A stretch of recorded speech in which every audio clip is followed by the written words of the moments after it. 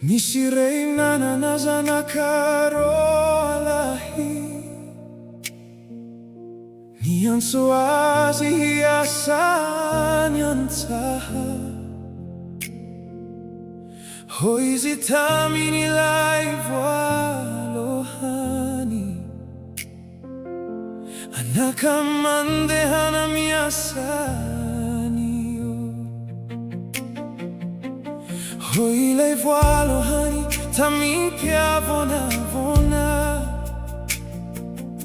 tsy handeha no navaliny, fa taty aoriana nibebaka izy,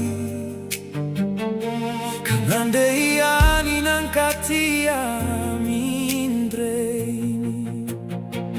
Tsy ny teny fotsiny no mahafaly ny fa ny fankatoavana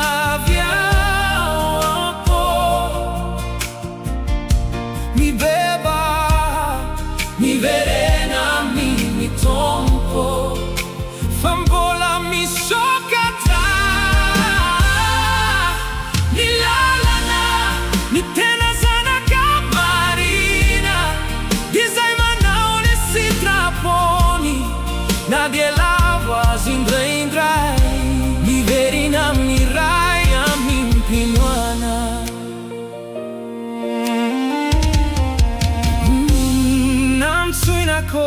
Ilay zanaka faharoa, ho izy handeha ho tompo, fa tsy nandeha akory izy. Navelany ho teny foana ny fanekena, indraindray isika tahaky izany, miteny tsara fa tsy manatanteraka, fa ny ray mijery miasa marina, fa tsy niendrika ivelany fotsiny. Tsy ny teny fotsiny no mahafaly ny ray, fa ny fankatoavana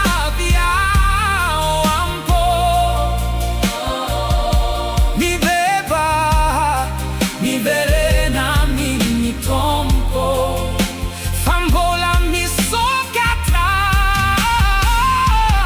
ny lalana, ny tena zanaka marina, dia izay manao ny sitrapony, na dia lavo azy indraindray, miverina amin'ny ray amim-pinoana.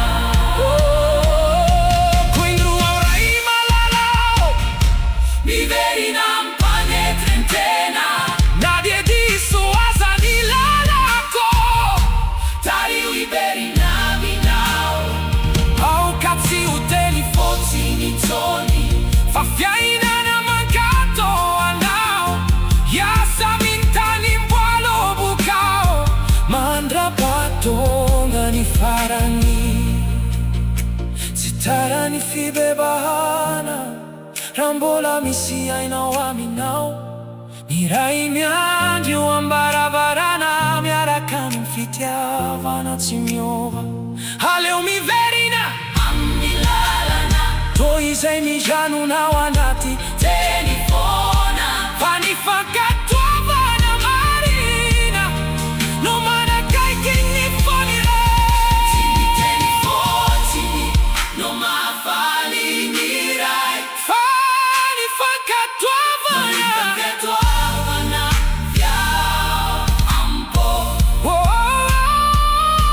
Mibebaha, miverena amin'ny tompo, fa mbola misokatra ny lalana, ny tena zanaka marina, dia izay manao ny sitrapony, na dia lavo azy indraindray, miverina amin'ny ray amim-pinoana.